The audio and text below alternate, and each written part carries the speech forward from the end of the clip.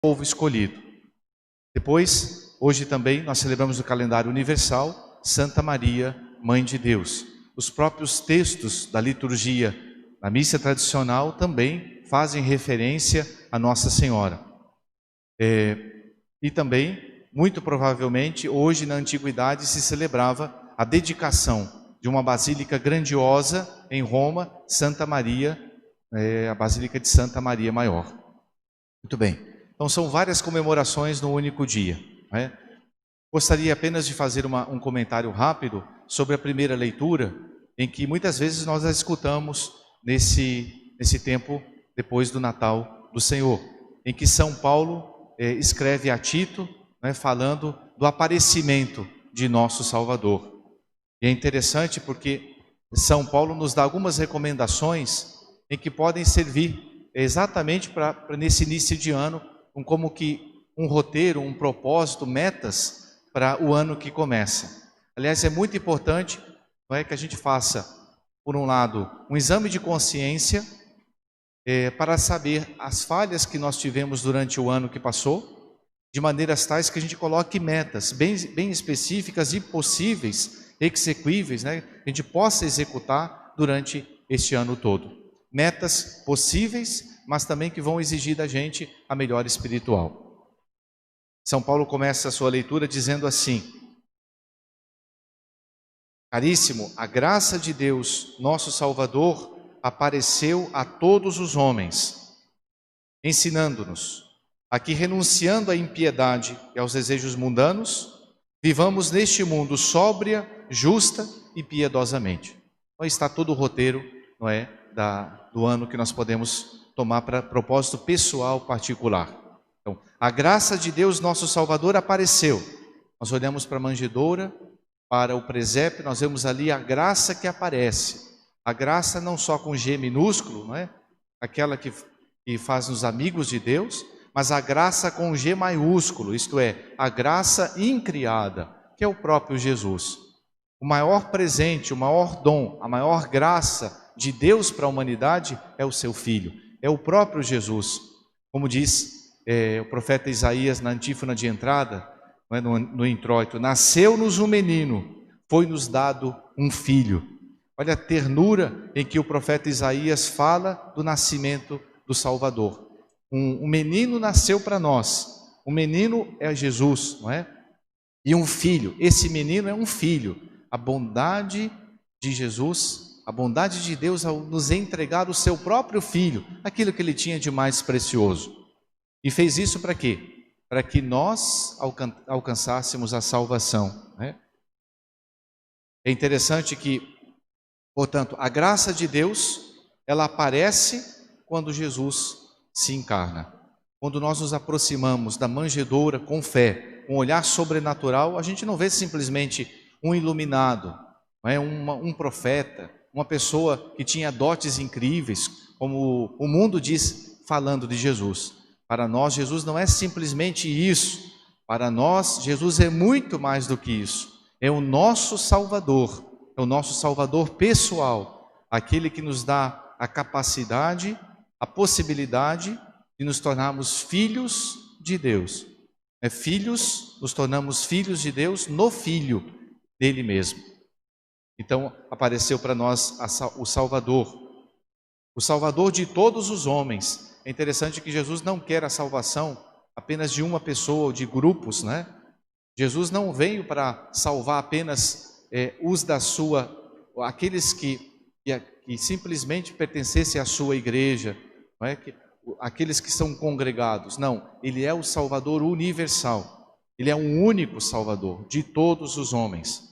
Como o próprio São Paulo fala em outra passagem, Deus não quer a condenação, né, das pessoas. Deus quer que todo mundo se salve, diz São Paulo, e chegue ao conhecimento da verdade.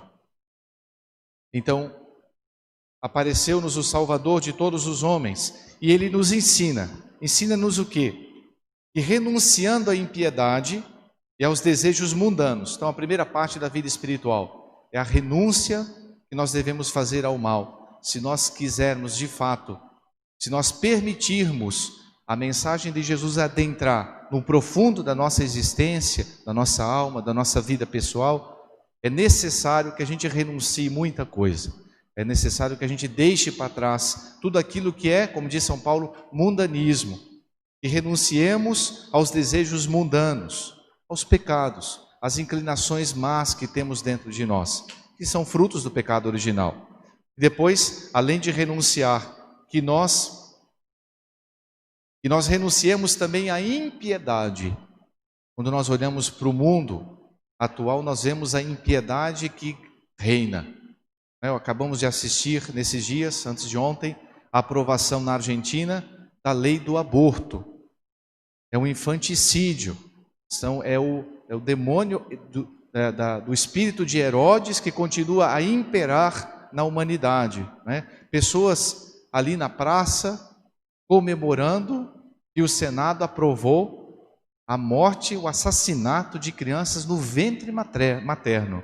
Veja, não se trata apenas de um homicídio, se trata de matar, assassinar uma criança que é totalmente um recém-nascido, um recém-concebido, totalmente indefeso, uma pessoa que não tem chance de se defender.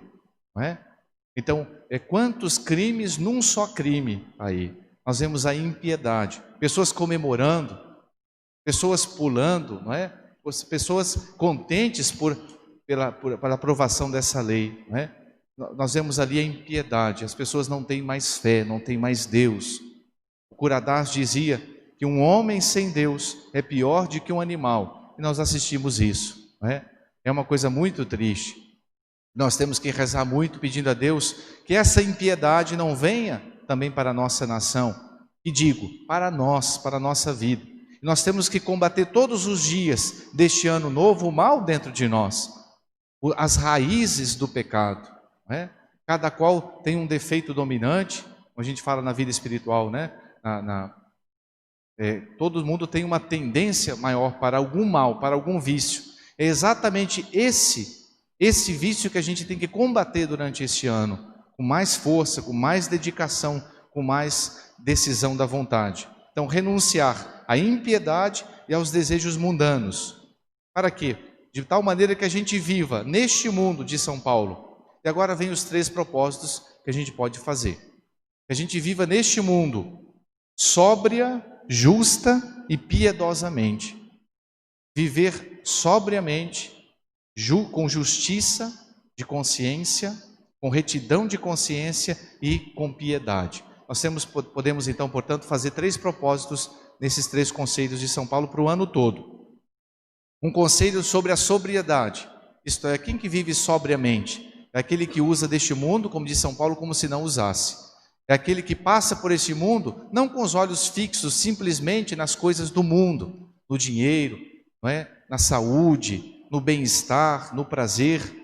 É muito mais do que isso. Viver sobriamente é aquele que tem o olhar fixo no alto, no final, no céu, na nossa pátria. Nós somos criados não para este mundo, este mundo de incertezas, de inseguranças, de ansiedades. Nós somos criados para a pátria do céu.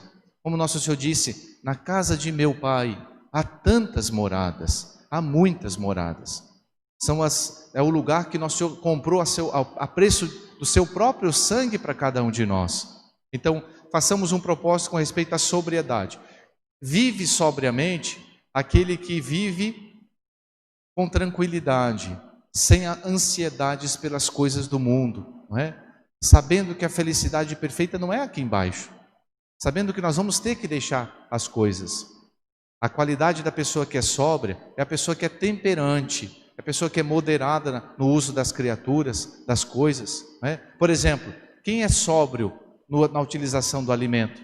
Aquele que não se entrega ao alimento como se fosse um animal, aquele que usa do alimento para o seu bem, como um dom que Deus deixou para nos mantermos vivos.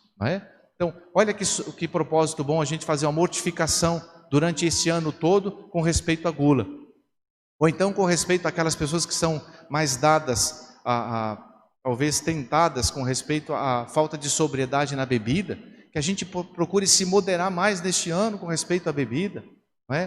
A pessoa não consegue. Quantas pessoas são escravas da bebida? Quantas pessoas jogam fora tudo por conta de uma cerveja, por conta de uma cachaça, por conta do álcool ou das drogas, não é? Viver sobriamente. Então vamos fazer o propósito. Qual o tipo de mortificação, de propósito de sobriedade que a gente pode fazer neste ano? O segundo propósito, São Paulo diz que a gente viva sobriamente, justamente, ou seja, com a consciência reta.